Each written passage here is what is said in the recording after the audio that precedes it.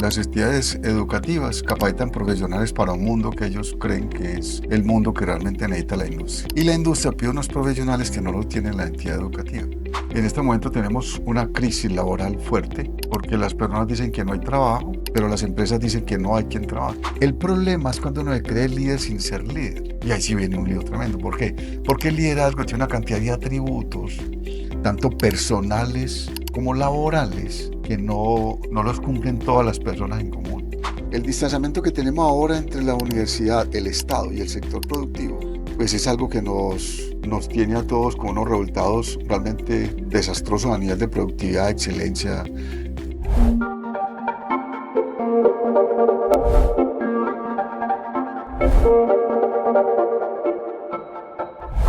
¿Qué tal? Bienvenidos a un capítulo más de Conexión con Causa, el espacio diseñado para que las empresas, las ideas y también el sector educativo se unan y así poder brindar soluciones reales a aquellas personas que lo necesitan y también hablar un poco acerca de cómo va avanzando el tema de la industria y también del sector educativo. Hoy tenemos algo muy interesante y es que muchas veces escuchamos a los empresarios, sobre todo, decir que no consiguen talento, que no consiguen personal capacitado. Pero también, si nos vamos del otro lado, escuchamos a los jóvenes recién egresados de las universidades diciendo que no hay oportunidades porque están buscando a las empresas talento con experiencia. ¿Cuál será el verdadero problema que hay ahí? Por eso hoy tenemos como invitado especial a Álvaro Guarín. Él es profesor de la facultad, o mejor, de la Escuela de Ciencias Aplicadas e Ingeniería de la Universidad de Anfit. Álvaro, bienvenido. Gracias, Carlos, muy amable. Esa pregunta es bastante interesante. Resulta que es como un juego desconexo, inconexo. Las entidades educativas capacitan profesionales para un mundo que ellos creen que es el mundo que realmente necesita la industria. Y la industria pide unos profesionales que no lo tiene la entidad educativa. Entonces aquí la solución es poner a hablar el mismo lenguaje las instituciones educativas con el sector productivo industrial. Si nosotros logramos eso, entonces la experiencia se le para al estudiante desde antes de que salga de la escuela. Es decir, hacer pasantías activas en las empresas, donde se le coloquen determinados retos en función del semestre que vaya allí y que se le vaya reconociendo eso como materias al interior de las carreras. De esa manera podemos tener experiencias a nivel ingenieril o a nivel profesional. El detalle es que a nivel técnico es lo que más le duele al industrial.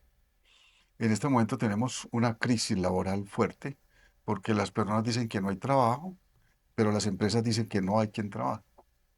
Entonces, vivimos permanentemente avisos, se requiere un operario con determinadas calificaciones en determinados temas, se le brinda una con vinculación directa, alimentación, transporte, y no llega.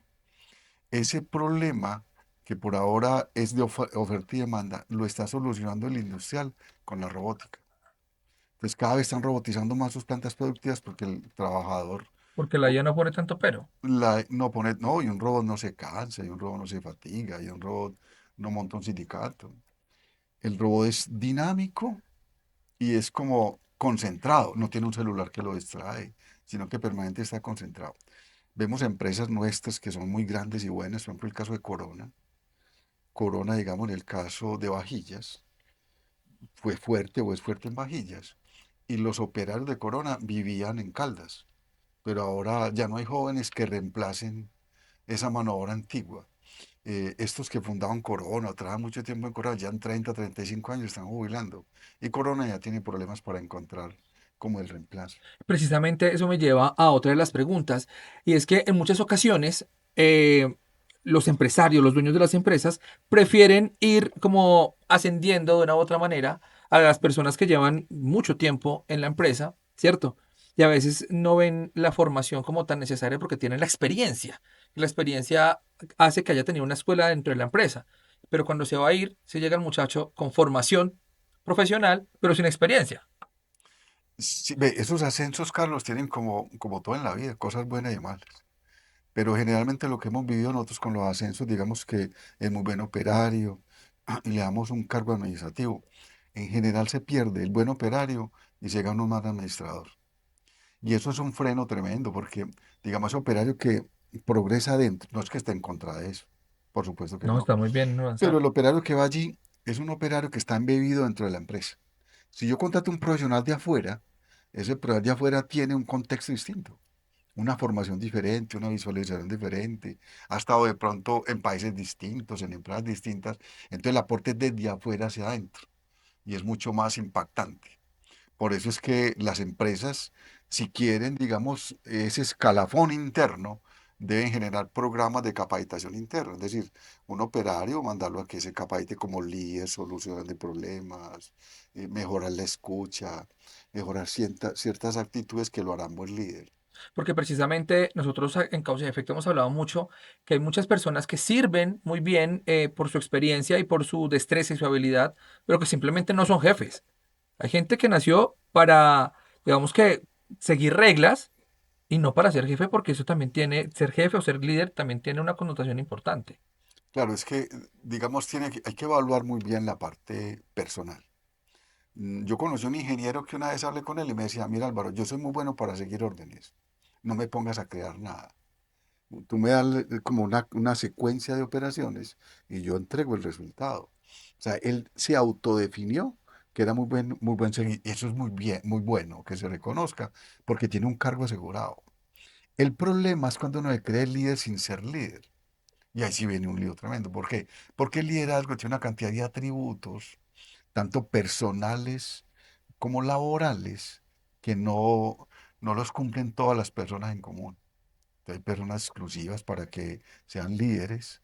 Hay otros que son no líderes ocultos. Yo creo que en las empresas se debe tener como un problema, se debe tener un programa de formación continua, donde empiecen a hacer esa evaluación psicológica de competencias para ir vislumbrando los buenos líderes y capacitarlos.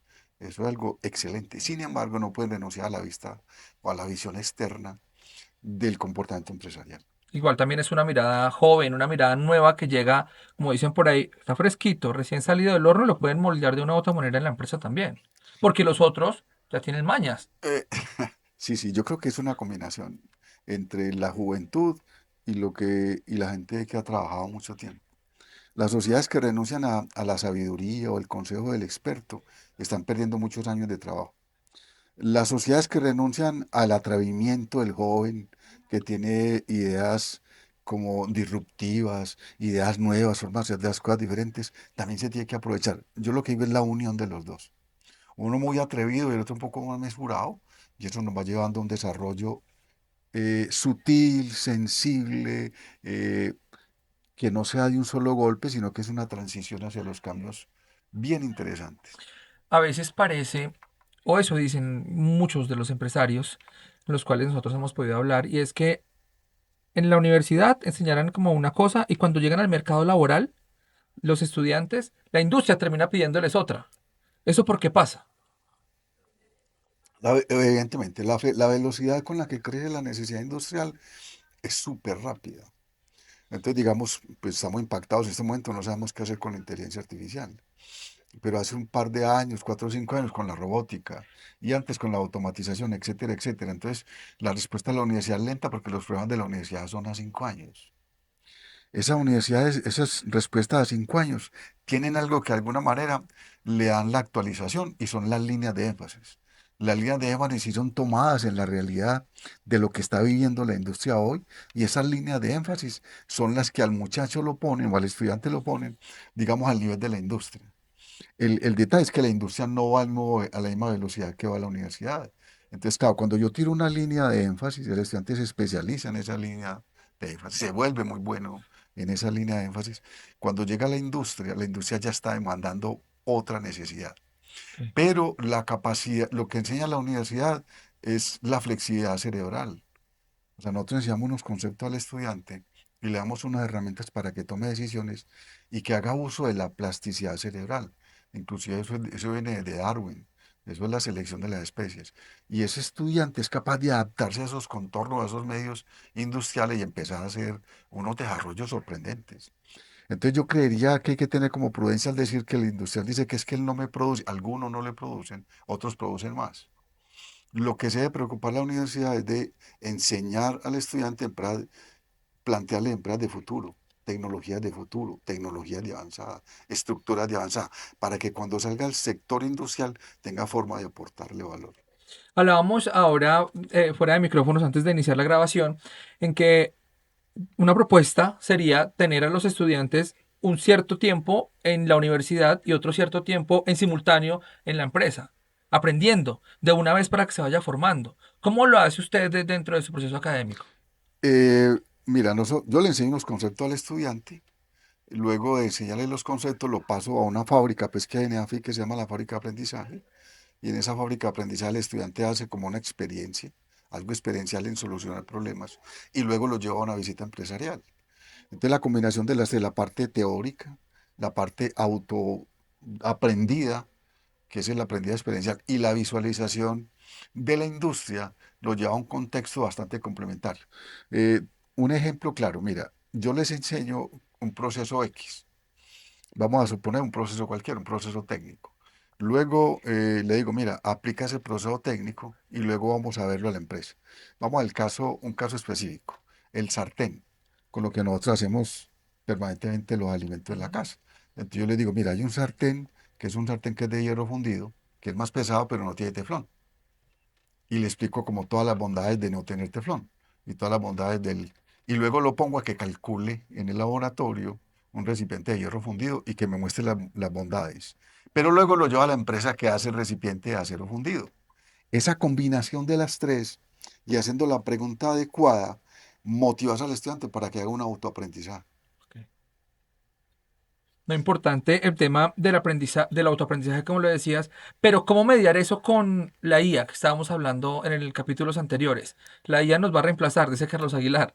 Nos va a reemplazar a todos y en muchas ocasiones a muchos puestos de trabajo. Pero en este momento en el sector educativo, ¿cómo, digamos que no competir, sino ir ahí como poco a poco mediando entre el estudiante, la IA, las experiencias?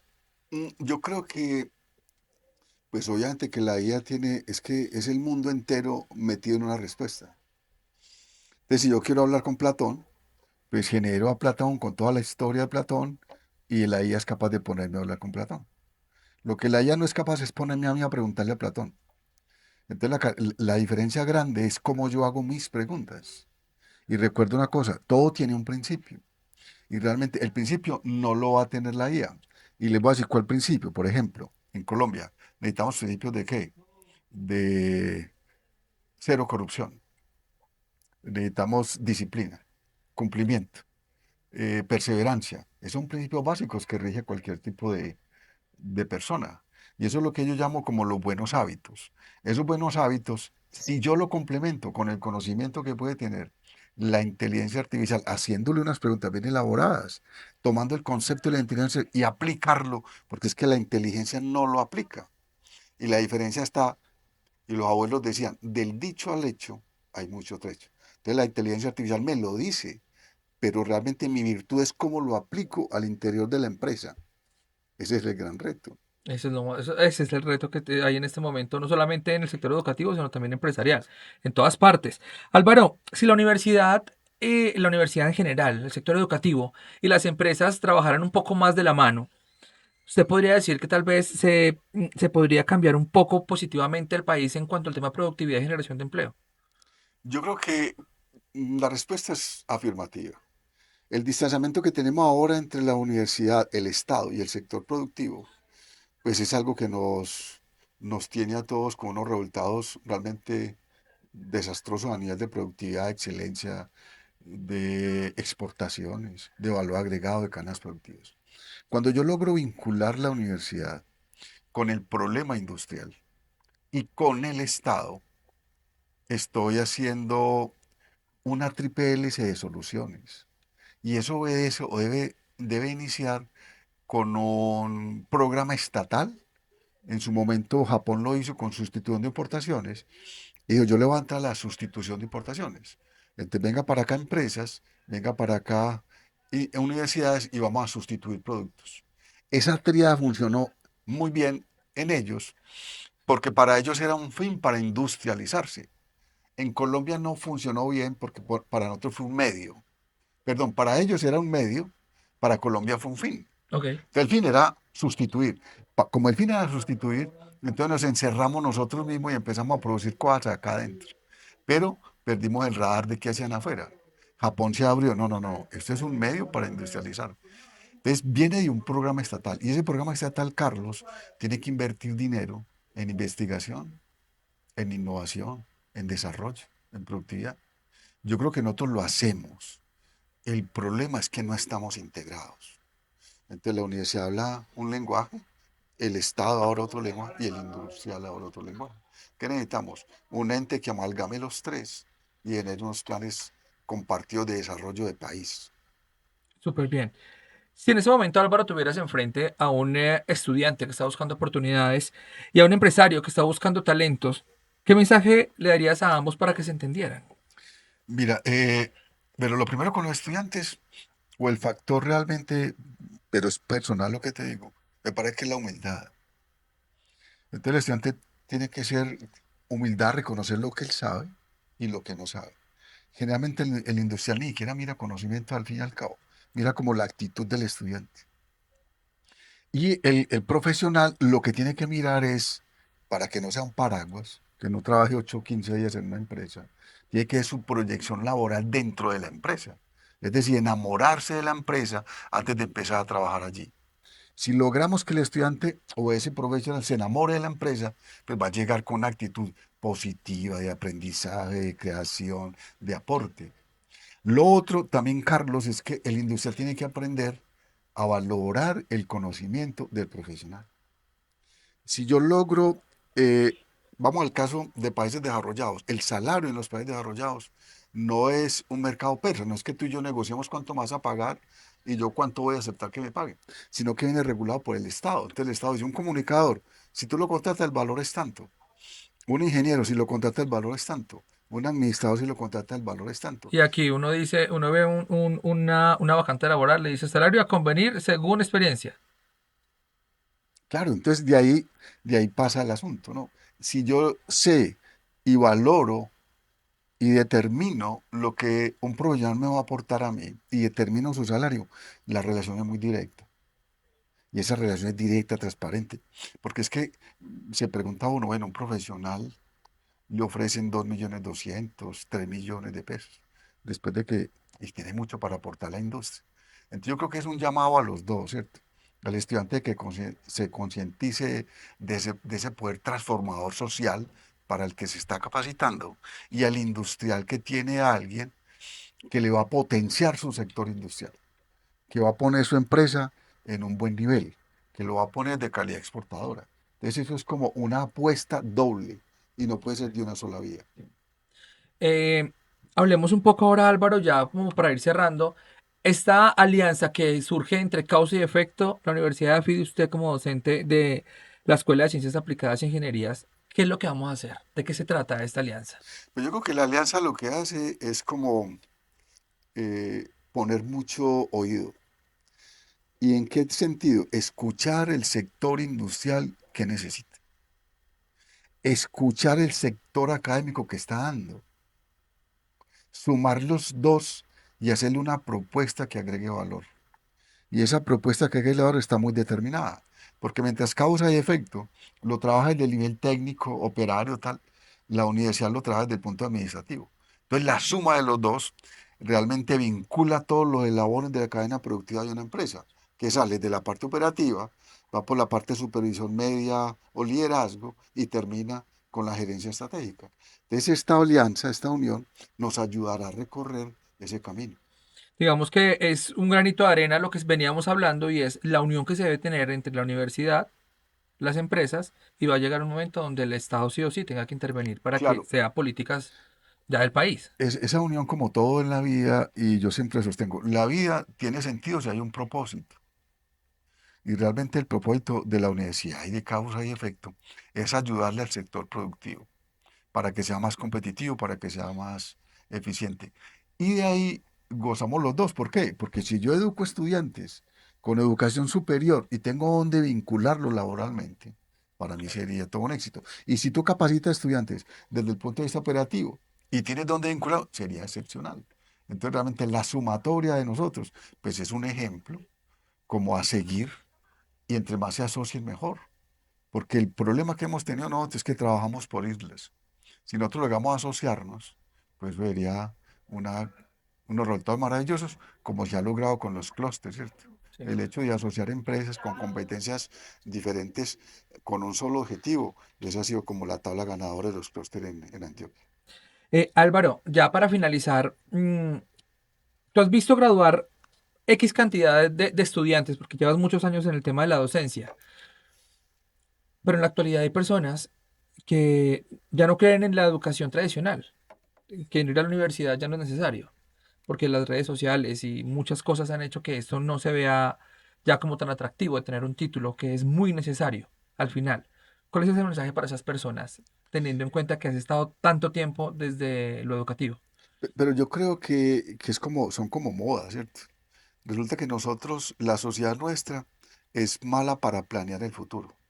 Y es mala para planear el futuro como por varias razones. La primera es que nosotros no tenemos como clima, cambio de climas, no tenemos estaciones. Entonces eso nos ha llevado a planear poco. Porque todo vivimos, pues siempre hay de todo, el clima es muy bueno, con la misma camisa estamos todo el año. Lo segundo es que nos hemos creado una sociedad bastante complicada a nivel de seguridad y tal. Entonces eso nos ha llevado a nosotros a pensar mucho en la muerte. Y eso nos ha vuelto como inmediatistas. Entonces todo es solución de ya para allá. Y eso nos ha quitado algo, que es lo que la universidad hace, y es que necesitamos disciplina, necesitamos perseverancia, necesitamos dedicación. Eh, Estamos invadidos por una información supremamente en volúmenes industriales de cómo se consigue plata de un día para otro. Y hay ejemplos que uno ve. El de McDonald's, no es que él consiguió plata, pero si uno va a la historia de McDonald's, ve que realmente la historia no es tan sencilla. O sea, Hubo trabajo detrás, claro, bastante. y todas las personas estas tienen un trabajo detrás. ¿Qué hay que hacer con nuestros jóvenes? Hay que volver a los valores. Mira, hay una frase que siempre la repito yo, y es como larga, y dice, los tiempos difíciles que le tocaban a nuestros padres hicieron hombres muy fuertes. Esos hombres muy fuertes hicieron tiempos muy fáciles. Esos tiempos muy fáciles hicieron hombres muy débiles. Y esos hombres débiles hicieron tiempos adversos. Sí, es bastante larga, le iba a escribir, pero me Yo, quedo con... sí, porque es una, y eso es un círculo vicioso, Total. virtuoso, de acuerdo como tú lo cambies. Y lo otro es que esta es también que me gusta mucho y es, el país que no sea capaz de transformar sus materias primas en productos con valor agregado está condenado a la miseria. Entonces, el reto de nosotros, de la universidad, del Estado, del sector productivo, es cómo agregar valor a aquellos productos que en este momento no lo tienen. Y eso desencadena empleo, tecnología, conocimiento. Ok, Álvaro, muchísimas gracias por acompañarnos en Conexión con Causa. No, a ti, Carlos, ha sido un placer. Feliz tarde. Bien, y esto fue todo por hoy en este capítulo de Conexión con Causa Podcast, hablando un poco acerca de la industria y también de cómo las empresas y el sector educativo se tienen que unir sí o sí para lograr muchísimo más sobre lo que tiene que ver con el tema de oportunidades laborales y también aportar al país. Nos vemos en la próxima aquí en Conexión con Causa Podcast.